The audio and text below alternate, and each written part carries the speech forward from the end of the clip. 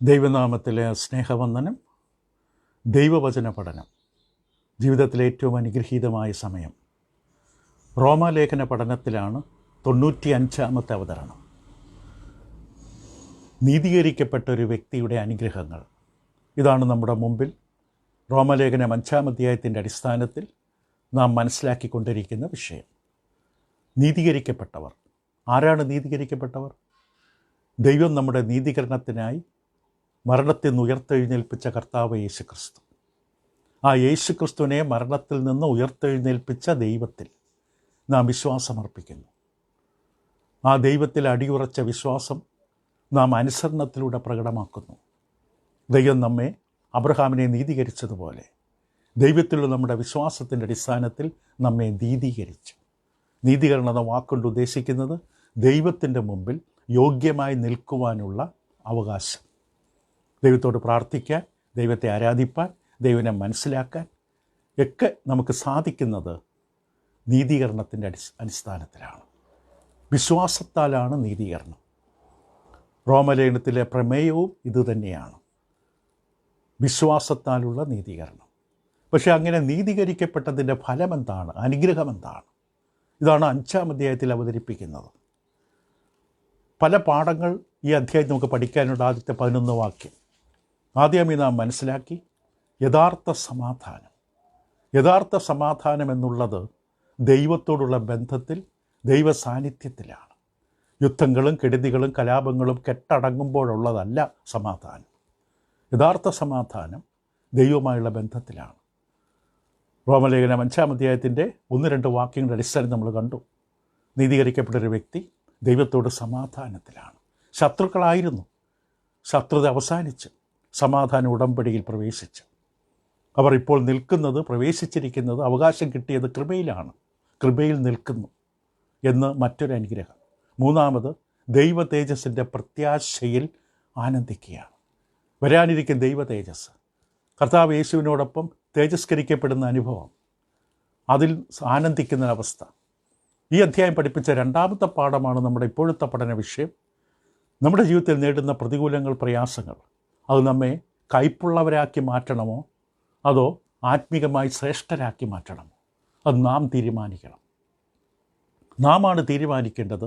നാം നേരിടുന്ന കഷ്ടതകൾ, നാം നേരിടുന്ന പ്രതികൂലങ്ങൾ, നാം നേരിടേണ്ടി വരുന്ന പ്രയാസങ്ങളും വേദനകളുമെല്ലാം നമ്മെ കയ്പുള്ളവരാക്കി മാറ്റണോ അതോ കൂടുതൽ ദൈവത്തിന് പ്രയോജനമുള്ളവരാക്കി മാറ്റിയെടുക്കണമോ? നമ്മുടെ തീരുമാനമാണ്. ഓരോ അവസ്ഥകളെ നോക്കിക്കാണുന്നത് പോലെയാണ്. ഇപ്പോൾ പൗലോസ് അപ്പോസ്തലൻ വളരെ വ്യക്തമായി ഈ കാര്യങ്ങൾ അവതരിപ്പിക്കുകയാണ്. റോമലേഖനം 5-ാം അധ്യായത്തിൻ്റെ 3 മുതൽ 5 വരെയുള്ള വേദഭാഗത്തിൻ്റെ അടിസ്ഥാനത്തിൽ 5-ാം അധ്യായത്തിൻ്റെ ആദ്യ ഭാഗം വരെ ആ വേദഭാഗം ഒന്ന് വായിച്ച് പരിചയപ്പെടാം.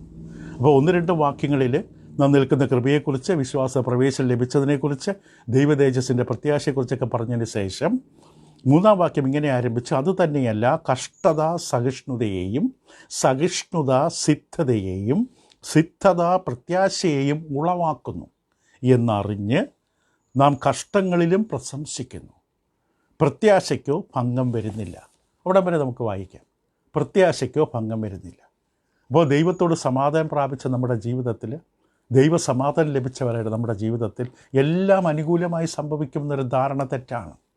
കഷ്ടകാലങ്ങൾ വരും, ബുദ്ധിമുട്ടുള്ള സമയങ്ങൾ വരും. അത് ഒഴിവാക്കാൻ പറ്റില്ല. ഇതുവരെ വന്നിട്ടില്ലെങ്കിൽ താമസിയാതെ വരും. ഇവിടെ ഈ വിശ്വാസികളോടും പൗലോസ് പറയുന്നത് ക്രിസ്തുയേശുവിൽ ഭക്തിയോടെ ജീവിപ്പാൻ. കള്ളത്തരത്തിൽ ജീവിക്കുന്നവരുണ്ട്, കപടതയിൽ ജീവിക്കുന്നവരുണ്ട്, ഉപദേശത്തിൽ കൃത്യതയില്ലാത്തവരുണ്ട്. അവരെക്കുറിച്ചല്ല. ക്രിസ്തുയേശുവിൽ ഭക്തിയോടെ ജീവിപ്പാൻ ആഗ്രഹിക്കുന്ന മനസ്സുള്ള എല്ലാവരും ദുഷ്ടൻ്റെ അധീനതയുള്ള ലോകത്തിൽ ജീവിക്കുമ്പോൾ ഉപദ്രവങ്ങളും കഷ്ടതകളും വേദനകളും പ്രയാസങ്ങളും നേരിടും എന്ന് ക്രിസ്തു തന്നെ പറഞ്ഞു. ഈ ലോകത്തിൽ നിങ്ങൾക്ക് കഷ്ടമുണ്ട്, ശിഷ്യന്മാരോടാണ് പറഞ്ഞത്. അപ്പോൾ അത് ഒഴിവാക്കാൻ പറ്റില്ല. തീർച്ചയായും കടന്നു വരിക തന്നെ ചെയ്യും. അപ്പോൾ ഇവിടെ ഈ കഷ്ടത എങ്ങനെ നോക്കിക്കാണുന്നു, അതാണ് പ്രധാനം. നീതീകരണത്തിൻ്റെ അനുഗ്രഹമായി കഷ്ടതകളിലൂടെ കടന്നു പോകേണ്ടി വരുമ്പോൾ ഒരു വിശ്വാസി കഷ്ടതകളിലൂടെ ദൈവരാജ്യത്തിൽ, സ്വർഗരാജ്യത്തിൽ പ്രവേശിക്കുമെന്നുള്ള ദൈവത്തിൻ്റെ ഹിതം പോലെ ഈ ജീവിതയാത്രയിൽ കഷ്ടതകളും വേദനകളും കടന്നു വരുമ്പോൾ ഒരു വിശ്വാസി എങ്ങനെ നോക്കിക്കാണണം? കഷ്ടത ഏതായാലും ഒഴിവാക്കാൻ പറ്റില്ല, കഷ്ടത വരാതിരിക്കുകയുമില്ല. അപ്പോൾ അതാണ് ഇവിടെ പറയുന്നത്. 3-ാം വാക്യം പറയുന്ന ഒന്നുകൂടെ നമുക്ക് നോക്കിയാൽ, കഷ്ടത സഹിഷ്ണുതയെയും, സഹിഷ്ണുത സിദ്ധതയെയും, സിദ്ധത പ്രത്യാശയും ഉളവാക്കുന്നു എന്നറിഞ്ഞു. 3 കാര്യങ്ങൾ അവതരിപ്പിക്കും. ഒന്ന് കഷ്ടത. കഷ്ടത എന്ന് പറഞ്ഞ വാക്ക് സമ്മർദ്ദം, അടിച്ചമർത്തപ്പെടുക, സമ്മർദ്ദം നേരിടുക.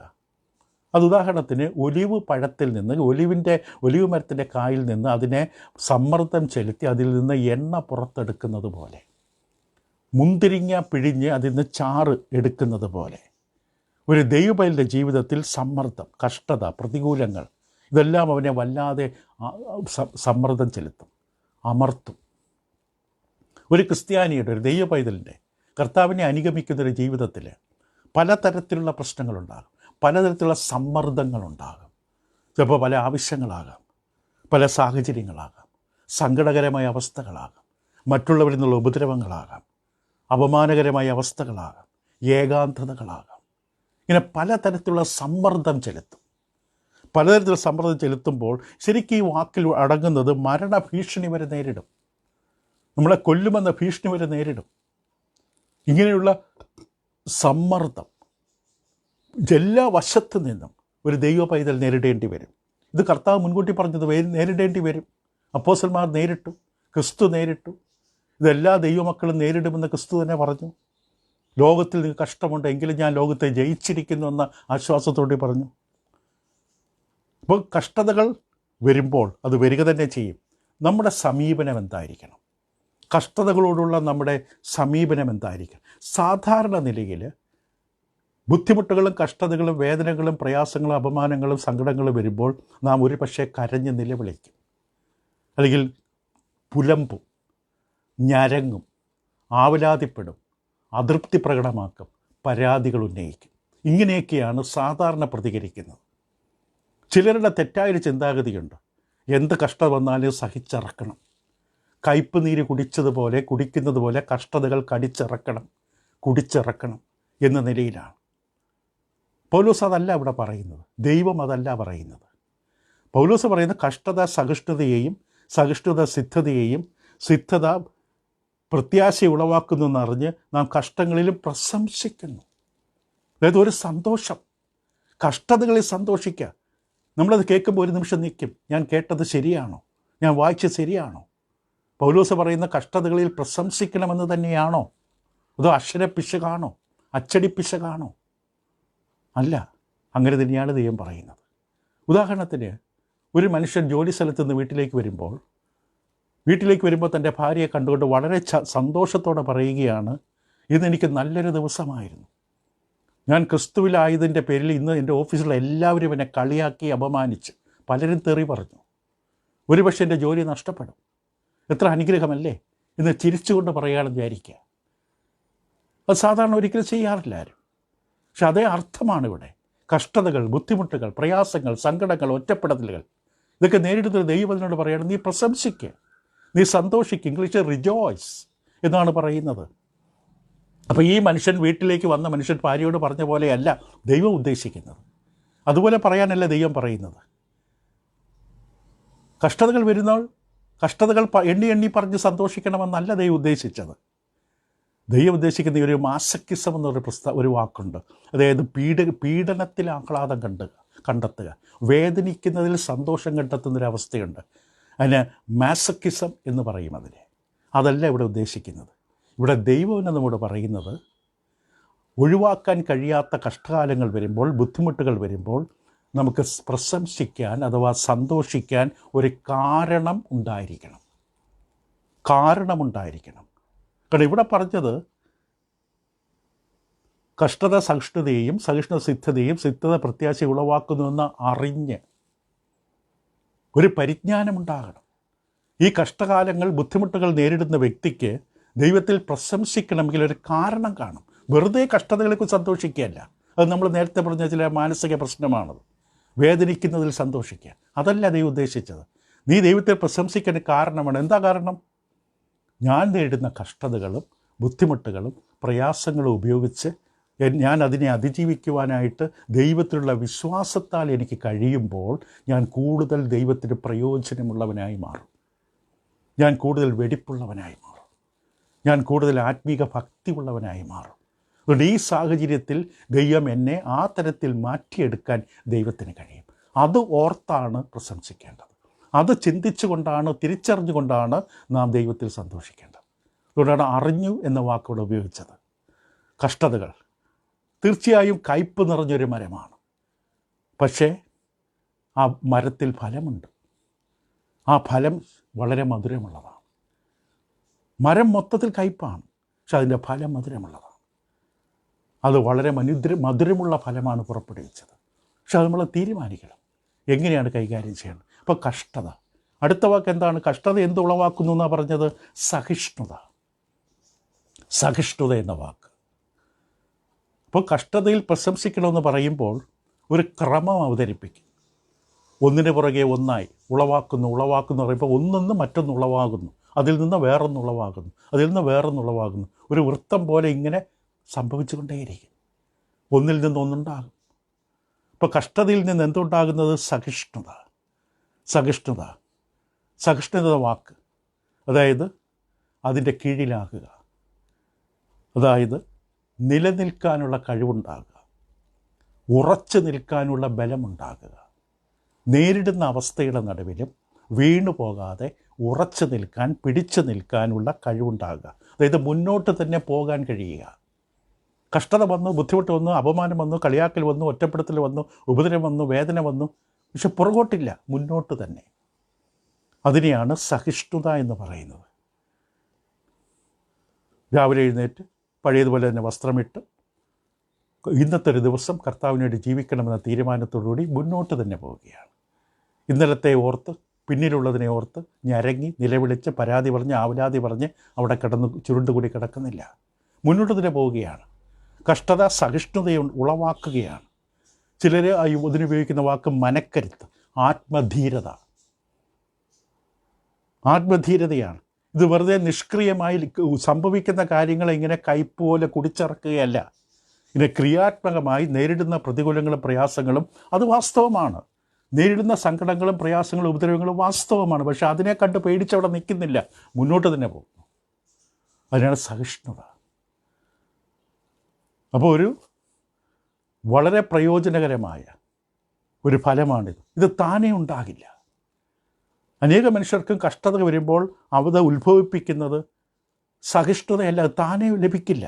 അനേക മനുഷ്യർ കയ്പും നിരാശയും തളർച്ചയുമാണ് പലരുടെയും പ്രതികരണം. കഷ്ടത വരുമ്പോൾ അയ്യോ എന്നോടിങ്ങനെ ചെയ്തല്ലോ, എന്നെക്കുറിച്ച് ഇങ്ങനെ പറഞ്ഞല്ലോ, ഞാൻ ഇത്ര ആത്മാർത്ഥമായിട്ട് പ്രവർത്തിച്ചിട്ടോ എന്നെക്കുറിച്ച് ഇങ്ങനെ കള്ളത്തരങ്ങൾ പറഞ്ഞ് വരുത്തിയല്ലോ, എനിക്കെതിരെ അവിടെ കൂടിയിരുന്ന് സംഘം ചേർന്ന് എന്നെയെങ്കിലും നശിപ്പിക്കാൻ വേണ്ടി അവർ തീരുമാനിക്കുന്നല്ലോ, പദ്ധതി ഒരുക്കുന്നല്ലോ. ഇങ്ങനെ പറഞ്ഞ് നിരാശപ്പെട്ടിരിക്കില്ല.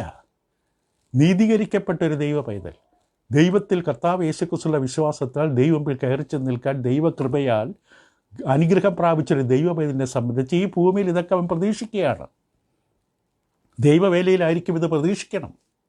പക്ഷെ അതിൻ്റെ പേരിൽ അവിടെ നിന്നു പോകരുത്, മുന്നോട്ട് പോകണം. ഇതാണ് ഇവിടെ പഠിപ്പിക്കുന്നത്. അപ്പോൾ സാധാരണ നില ഇതുണ്ടാകില്ല, യാന്ത്രികമായി താനേ ഉണ്ടാകില്ല. കഷ്ടത സഹിഷ്ണുതയിലേക്ക് വരണമെങ്കിൽ അത് ദൈവത്തിലുള്ള വിശ്വാസത്താലാണ്. ദൈവത്തിലുള്ള വിശ്വാസത്തിലാണ് ഉളവാകുന്നത്. എന്നാൽ ദൈവവചനത്തിൽ ദൈവം പല കാര്യങ്ങൾ പറഞ്ഞു. നിങ്ങൾക്ക് സഹിപ്പാൻ കഴിയുന്നതിന് മീതെ പരീക്ഷ നേരിടുവാൻ സമ്മതിക്കാതെ പരീക്ഷയോടുകൂടി പോക്കുവഴിയും ഉണ്ടാക്കും എന്ന് പറഞ്ഞ ദൈവം പറഞ്ഞ വാഗ്ദാനം അതിൽ മുറുകെ പിടിക്കുമ്പോൾ ഈ വ്യക്തിക്ക് മുന്നോട്ട് തന്നെ പോകും. എന്നാൽ ദൈവം വഴി തുറന്നു കൊടുക്കും, പുതിയ പോക്കുവഴികൾ തുറന്നു കൊടുക്കും.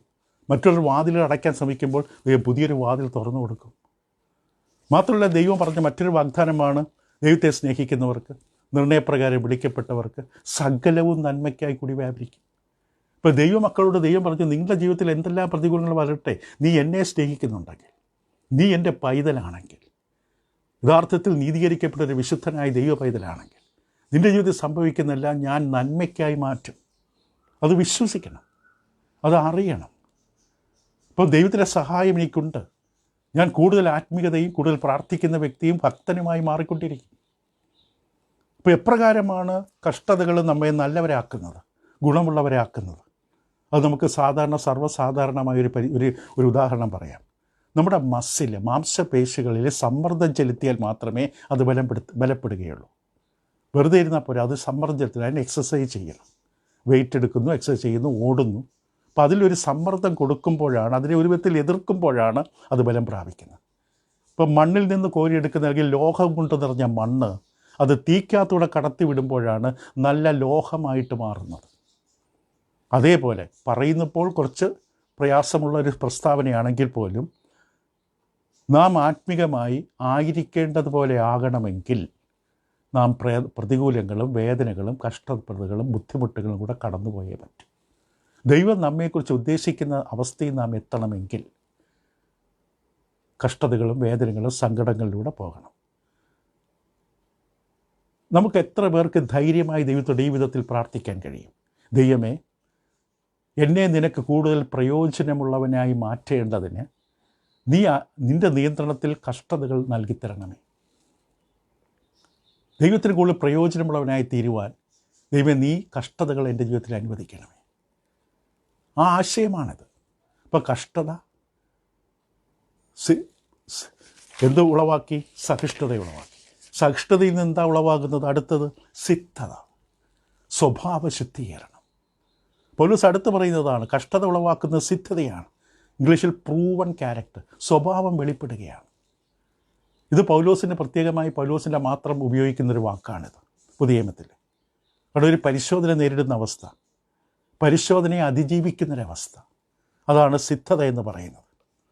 ഒരു ദൈവ പൈതലായി തീർന്ന വ്യക്തിയുടെ ജീവിതത്തിൽ ഇന്നുവരെയും ഒരു ബുദ്ധിമുട്ടും നേരിട്ടിട്ടില്ല എങ്കിൽ ആ വ്യക്തിയുടെ ക്രിസ്തീയ ജീവിതത്തെ സംശയിക്കേണ്ടിയിരിക്കുന്നു. ഒരു തരത്തിൽ ബാഹ്യമാകണമെന്നില്ല, മാനസികമായിട്ടാകാം. ഒരു തരത്തിലുള്ള ബുദ്ധിമുട്ടുകളും പ്രയാസങ്ങളും നേരിട്ടിട്ടില്ലെങ്കിൽ ആ വ്യക്തി പരിശോധിക്കപ്പെട്ടിട്ടില്ല. എല്ലാം പരിശോധിക്കണം. നമ്മൾ വസ്ത്രം വാങ്ങിച്ചാലും, മീൻ വാങ്ങിച്ചാലും, പേന വാങ്ങിച്ചാലും, കടയിൽ പോയി തുണി എന്ത് വാങ്ങിക്കുമ്പോഴും നമ്മളെല്ലാം പരിശോധിച്ച് നോക്കും. മൺപാത്രമാകട്ടെ, കണ്ണാടിയാകട്ടെ, എന്തും പരിശോധിക്കണം. നമ്മുടെ വിശ്വാസം പരിശോധിക്കപ്പെടണം. അത് വളരെ ആവശ്യമാണ്. അപ്പം ദൈവം നൽകുന്ന അനുവദിക്കുന്ന പരിശോധനകളിലൂടെ നാം കടന്നുപോയി വിജയം പ്രാപിച്ചാൽ, ദൈവത്തിൻ്റെ സഹായത്താൽ വിജയം പ്രാപിക്കുമ്പോൾ നമ്മുടെ സ്വഭാവത്തിന് മാറ്റം വരും. അതായത് പുതിയ നിയമനം നടത്തി ഒരാളെ പുതിയതായിട്ടൊരിടത്ത് നിയമിച്ചു.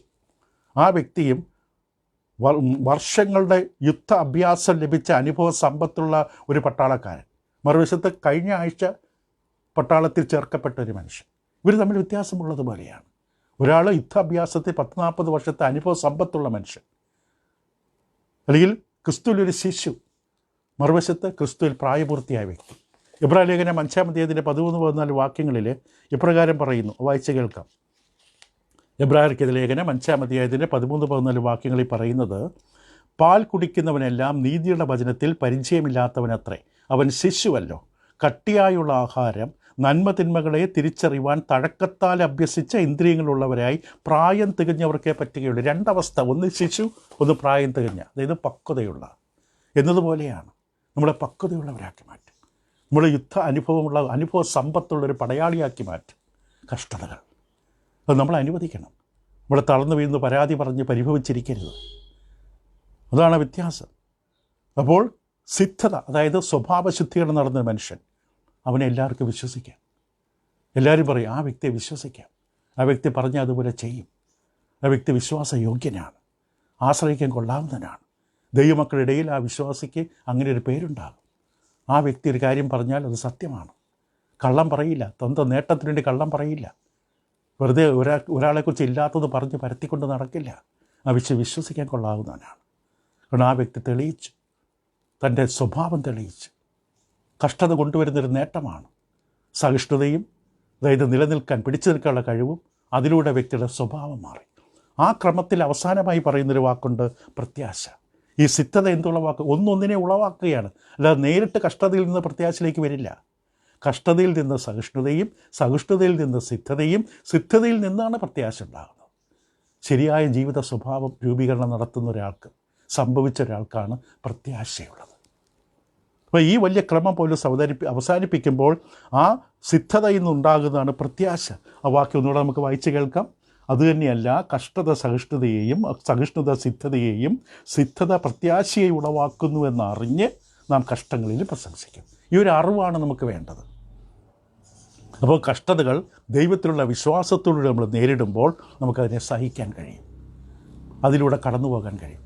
നമ്മുടെ കഴിവ് കൊണ്ട് പറ്റില്ല. ദൈവത്തിലുള്ള വിശ്വാസം, ദൈവത്തിൻ്റെ വചനത്തിലുള്ള വിശ്വാസം, ദൈവത്തിൻ്റെ വാഗ്ദാനത്തിലുള്ള വിശ്വാസം, അതിൽ നമ്മൾ മുന്നോട്ട് പോകുമ്പോൾ നമുക്കിതിനെ കടന്നു പോകാൻ കഴിയും. അങ്ങനെ കടന്നു പോകുമ്പോൾ ആ പരിശോധന നമ്മൾ നേരിടുമ്പോൾ നമ്മൾ ആത്മീകമായി പക്വത പ്രാപിക്കും. ആത്മീയ പക്വത പ്രാപിക്കുമ്പോൾ നമുക്കൊരു കാര്യം അറിയാം, ദൈവത്തിൻ്റെ വാഗ്ദാനങ്ങൾ സത്യമാണ്. 2 കൊരിന്ത്യർ 1:20 പൗലോസ് അപ്പോസ്തലൻ കൊരിന്ത്യയിലുള്ള വിശ്വാസികളോട് ഇപ്രകാരം പറഞ്ഞു. 2 കൊരിന്ത്യർക്കെതിരെ 2-ാം ലേഖനം അതിൻ്റെ 1-ാം അധ്യായം അതിൻ്റെ 20-ാം വാക്യത്തിൽ ഇപ്രകാരമാണ് പൗലോസ് അപ്പോസ്തലൻ പറയുന്നത്. അവിടെ ദൈവത്തിൻ്റെ വാഗ്ദത്വങ്ങൾ എത്ര ഉണ്ടെങ്കിലും അവരിൽ ഉവ്വ് എന്നത്രേ. ദൈവം പറഞ്ഞ വാഗ്ദാനങ്ങൾ, ദൈവം നൽകിയ ഒരു വാഗ്ദാനങ്ങൾ പരാജയപ്പെടില്ല, അത് ഉവ്വ് എന്നത്രേ.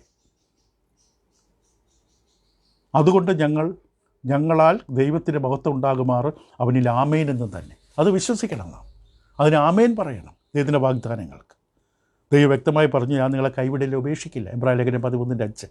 ദൈവം അത് പറഞ്ഞിട്ടുണ്ടെങ്കിൽ ഒരിക്കലും കൈവിടില്ല, ഉപേക്ഷിക്കില്ല. സംശയിക്കരുത്. അവിടെ ദൈവം കൈവിടില്ല, ഉപേക്ഷിക്കില്ല. 1 കൊരിന്ത്യർ 10:13 നമ്മൾ വായിച്ചു. നമുക്ക് സഹിപ്പാൻ കഴിയുന്നതിന് മീതെ പരീക്ഷ നേരിടുവാൻ സമ്മതിക്കില്ല. കാരണം ദൈവം വിശ്വസ്തനാണ്. മാത്രമല്ല പരീക്ഷയോടുകൂടി നമുക്കൊരു പോക്കുഴി ഉണ്ടാകും. ദൈവം തീർച്ചയായും ഉണ്ടാക്കും. ദൈവം നമുക്ക് സഹിക്കാൻ കഴിയുന്നതിന് മീതെ നേരിടാൻ അനുവദിക്കില്ല. നമ്മളൊരു പക്ഷേ അത്രയും നമ്മൾ പ്രതീക്ഷിക്കില്ല. നമ്മൾ വിചാരിക്കും അയ്യോ ഇതെന്നെ കൊണ്ട് പറ്റില്ല. ദൈവം പറയില്ല, നിനക്കിത് കഴിയും, നിനക്ക് കഴിയുന്നതേ അനുവദിക്കണം, നിൻ്റെ ബലം എനിക്കറിയാം ദൈവം പറയുന്നു. മാത്രമല്ല ദൈവം പറഞ്ഞത് എൻ്റെ ജീവിതത്തിൽ ദൈവം ഇടപെടും, നിങ്ങളുടെ ജീവിതത്തിൽ ദൈവം ഇടപെടും. എല്ലാം നന്മയ്ക്കായി കൂടി വ്യാപരിക്കുമെന്ന് പറഞ്ഞാൽ നമ്മുടെ ജീവിത കാര്യത്തിൽ ദൈവം ഇടപെടുന്നുണ്ട്. തീർച്ചയായും ഇടപെടും. ദൈവത്തിൻ്റെ വാക്കിൽ വിശ്വസ്തനാണ്. അപ്പോൾ ഇപ്രകാരം നമുക്ക് ദൈവത്തിലുള്ള പ്രത്യാശ, അവൻ്റെ വാഗ്ദാനത്തിലുള്ള പ്രത്യാശ ദിനം പ്രതി വർദ്ധിക്കുകയാണ്.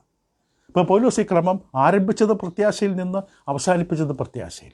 ദൈവ തേജസ്സിൻ്റെ പ്രത്യാശയിൽ പ്രശംസിക്കുന്നു പറഞ്ഞുകൊണ്ട് 2-ാം വാക്യം തുടങ്ങി 4-ാം അധ്യായത്തിൽ പ്രത്യാശയിൽ അവസാനിപ്പിച്ചു. ഇതൊരു വലിയ സർക്കിൾ, വൃത്തം പോലെയാണ്. കഷ്ടത സഹിഷ്ണുതയെയും, സഹിഷ്ണുത സിദ്ധതയെയും, സിദ്ധത പ്രത്യാശയും ഉളവാക്കും. ഇതിങ്ങനെ തുടരുകയാണ്, ഒരു വൃത്തം പോലെയാണ്. എന്നിട്ടൊരു കാര്യം കൂടെ പൗലോസ് പറഞ്ഞ് അവസാനിപ്പിക്കുക, പ്രത്യാശയ്ക്കോ ഭംഗം വരുന്നില്ല. പ്രത്യാശയ്ക്ക് ഭംഗം വരുന്നില്ല. ഭംഗം വരിക എന്ന് പറഞ്ഞാൽ ലജ്ജിക്കേണ്ടി വരില്ല. 1-ാം അധ്യായത്തിലെ 16-ാം വാക്യത്തിൽ സുവിശേഷത്തെക്കുറിച്ച് എനിക്ക് ലജ്ജയില്ല എന്ന് പറഞ്ഞാൽ അതേ മൂലവാക്കാണ്. ലജ്ജിക്കേണ്ടി വരില്ല. പൗലോസിൻ്റെ ചിന്ത വളരെ വ്യക്തമാണ്. പലതരത്തിൽ നമുക്ക് വേണമെങ്കിൽ പറയാം, നമുക്കുള്ള പ്രത്യാശ ഒരിക്കലും നമ്മെ നിരാശപ്പെടുത്തില്ല. നാം ദൈവത്തിൻ്റെ വചനത്തിലും ദൈവത്തിലും പ്രത്യാശ അർപ്പിച്ചാൽ നമുക്ക് നിരാശപ്പെടേണ്ടി വരില്ല. ദൈവം നമ്മളെ നിരാശപ്പെടാൻ അനുവദിക്കില്ല. നമ്മൾ സാധാരണ ഒരു കാര്യം കിട്ടുമെന്ന് പ്രതീക്ഷിച്ചു, നമ്മളതിനുവേണ്ടി കാത്തിരുന്നു, പക്ഷെ കിട്ടിയില്ല. ആ അർത്ഥത്തിലല്ല റോമലേഖനം 5-ാം അധ്യായത്തിൽ പ്രത്യാശയെക്കുറിച്ച് പറയുന്നത്. ദൈവം ഒരു കാര്യം വാഗ്ദാനം ചെയ്തു, അത് സംഭവിക്കുക തന്നെ ചെയ്യും. നമ്മുടെ പ്രത്യാശ ദൈവത്തിലാണ്. ദൈവം നമ്മളെ നിരാശപ്പെടാൻ അനുവദിക്കില്ല. മനുഷ്യർ പലതരത്തിലാണ്. നിങ്ങളെങ്ങനെയുള്ളവർ നിങ്ങൾക്കറിയില്ല, ഞാനെങ്ങനെ നിങ്ങൾക്കും അറിയില്ല, നിങ്ങളെങ്ങനെയെന്ന് എനിക്കും അറിയില്ല. ഇപ്പോൾ ചില മനുഷ്യർ ശുഭാപ്തി വിശ്വാസക്കാരാണ്, എല്ലാം നല്ലതായി സംഭവിക്കുമെന്ന് വിശ്വസിക്കുന്നു. മറ്റു ചിലർ ദോഷൈകതൃക്കാണ്, എവിടെയും കുറ്റം കണ്ടുപിടിക്കുന്നവർ. മറ്റു ചിലർ യാഥാർത്ഥ്യവാദികളാണ്. ഇപ്പോൾ ഒരു ദൈവപൈതലിനെ സംബന്ധിച്ച് നമ്മൾ അതിലെ ചിന്താപരമായിട്ടുള്ള ആ വാക്കുകളുടെ വിശകലനത്തിലൊന്നും നമ്മൾ പോകുന്നില്ല. ഒരു ദൈവപൈതൽ നിലയിൽ ഭാവിയെക്കുറിച്ച് നമുക്ക് ശുഭാപ്തി വിശ്വാസമുള്ളവരാകാൻ കഴിയും. അവരുടെ ഭാവിയെക്കുറിച്ച് ഒരു പ്രത്യാശയുള്ളവരാകാൻ കഴിയും. അത് നമ്മളെ നിരാശപ്പെടുത്തില്ല. കർത്താവ് വരുമെന്നും നമുക്ക് രൂപാന്തരം സംഭവിക്കുമെന്നും സ്വർഗത്തിൽ പോകുമെന്നും ഒക്കെ നമുക്ക് ഒരു പ്രത്യാശയുണ്ട്. അതിനൊരിക്കലും നിരാശപ്പെടില്ല. ഈ പറഞ്ഞ പാഠങ്ങൾ, സത്യങ്ങൾ നമ്മൾ അറിയേണ്ടതല്ലേ? തീർച്ചയായിട്ടും. നാം പഠിപ്പിക്കുന്നവർക്കും ഇത് ആവശ്യമില്ലേ? തീർച്ചയായും. നമ്മുടെ കുട്ടികൾ ഇതറിയേണ്ടതല്ലേ? തീർച്ചയായിട്ടും അവരതറിയണം. കാരണം അവർ നേരിടുന്ന ജീവിത യാഥാർത്ഥ്യങ്ങൾ, പ്രതികൂലങ്ങൾ നേരിടുമ്പോൾ, കഷ്ടപ്പാടുകൾ നേരിടുമ്പോൾ വിശ്വാസത്തെ നേരിടാൻ ഇത് അറിഞ്ഞിരിക്കണം. മറക്കരുത്, നമ്മൾ പഠിപ്പിക്കുന്നവരും കഷ്ടതകളും പ്രതികൂലങ്ങളും പ്രയാസങ്ങളും വേദനകളും നമ്മളെ കയ്പുള്ളവരാക്കി, ആവലാതി പരാതി പറയുന്നവരാക്കിയല്ല, നല്ലവരായി കൂടുതൽ പ്രയോജനമുള്ളവരാക്കി മാറ്റണം. ഇത് നമ്മൾ മറ്റുള്ളവരെ പറഞ്ഞു കൊടുക്കണം. പറഞ്ഞു കൊടുത്താൽ പെട്ടെന്ന് മനസ്സിലാക്കണമെന്നില്ല. വീണ്ടും വീണ്ടും പഠിപ്പിക്കണം. ജീവിതത്തിൽ തെളിയിച്ചു കൊടുക്കണം. നമ്മൾ നേരിടുന്ന പ്രതികൂലങ്ങളും പ്രയാസങ്ങളും നമ്മളെ നല്ലവരാക്കാൻ, ദൈവത്തിന് പ്രയോജനമുള്ളവരാക്കാൻ, യജമാന് ഗുണമുള്ള പാത്രമാക്കാൻ നമുക്ക് സാധിക്കും. നമ്മളതിന് വിശ്വാസത്തോടെ നേരിടണം. ദൈവം വാഗ്ദാനം ചെയ്തു, ഞാൻ കൈവിടില്ല, ഞാൻ ഉപേക്ഷിക്കില്ല, ഞാൻ അവസാനത്തോളം നിന്നെ ചുമക്കാം, നിലത്തല രോമം പോലും നിലത്ത് വഴി എണ്ണില്ല, നിനക്ക് സഹിപ്പാൻ കഴിയുന്നതിന് മീതെ പരീക്ഷയുടെ സമ്മതിക്കില്ല. പ്രാർത്ഥനയോടുകൂടി സ്തോത്രത്തോടെ എൻ്റെ അടുക്കൽ അറിയിക്കുക, എൻ്റെ സമാധാനം നിനക്ക് തരാം. ഈ വാഗ്ദാനങ്ങൾ സത്യമാണ്. അത് നമ്മളെ ദൈവത്തോട് കൂടെ ചേർത്ത് നിർത്തും. അത് ദൈവം ഇടവരുത്തട്ടെ. നമുക്ക് തുടരാം. അടുത്ത പഠനത്തിൽ ഇതിൻ്റെ ബാക്കിയുള്ള വാക്യങ്ങളും അതിൻ്റെ ആഴങ്ങളും നമ്മൾ ചിന്തിക്കുന്നതാണ്. ഇത് പ്രായോഗിക തലത്തിലേക്ക് കൊണ്ടുവരാൻ ശ്രമിക്കുക. നീതീകരിക്കപ്പെട്ടതിൻ്റെ അനുഗ്രഹങ്ങളാണ് നമ്മൾ ചിന്തിച്ചുകൊണ്ടിരിക്കുന്നത്. അതുതന്നെയല്ല എന്ന് പറഞ്ഞുകൊണ്ട് 3 മുതൽ 5 വരെ 5-ാം അധ്യായത്തിൻ്റെ വാക്യത്തിൻ്റെ ആരംഭം. ദൈവം നിങ്ങളെ സഹായിക്കട്ടെ. തുടരാം അടുത്ത പഠനത്തിൽ. Thank you.